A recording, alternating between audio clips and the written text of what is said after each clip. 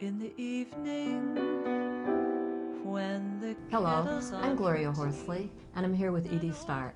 Edie's a death education and grief counselor, and our topic today is widow, but not a widow. Edie, I understand that you've been married for 63 years and that your husband has Lewy body dementia. So, yeah, Yes. and I'm very sorry to hear that, by the way. Thank you. Thank So you. it's like you're living alone, and he's there, but not really there. What does this mean to you, and how do you deal with it? I've dealt with it in many different ways.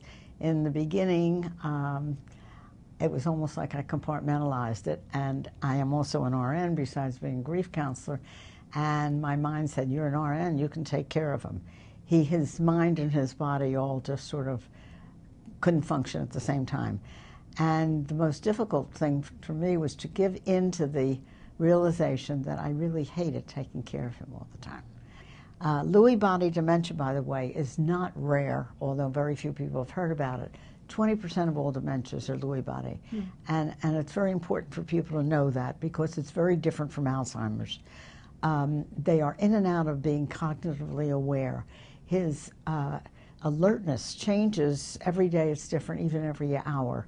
I remember you said that you said one day, I don't want to do this anymore, and your body said... I said stronger than that. I said, I hate doing this. And 2 mornings later, I couldn't get out of bed. My hip and my leg were not functioning. I didn't walk for a few months. And so I had to get help. I think one of the biggest problems that I had was giving myself permission to separate from him, to live my own life, to go out with friends and socialize and do everything. So there was some guilt involved? A lot. And it doesn't go away completely anyhow. It's still back there, but I've dealt with it mostly. And great encouragement from my friends who are also grief counselors and death educators, because they understood that I really was going through a death in my life. The death of a relationship, the death of a partner, and yet physically his presence was there. The giving permission was a big, big thing for me. And the first few times I went out without him, I had this enormous presence of guilt.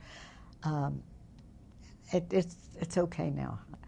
And what would you recommend to people out there? What would be your best piece of advice to people out there who have this kind of situation going on?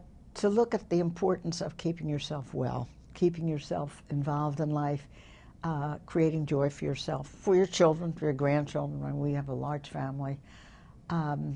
And we all, none of us have chosen to see the gloom and doom of it. We decide that we're going to just laugh, and we use a lot of humor. I think humor is wonderful.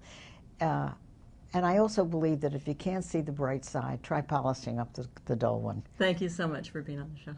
You're welcome. My pleasure.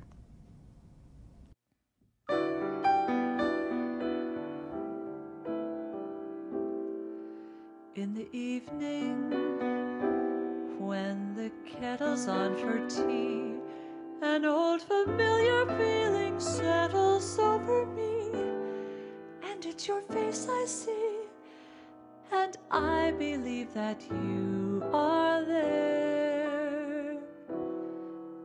In a garden, when I stop to touch a rose and feel the petals soft and sweet against my nose, I smile, and I suppose that somehow maybe you are there.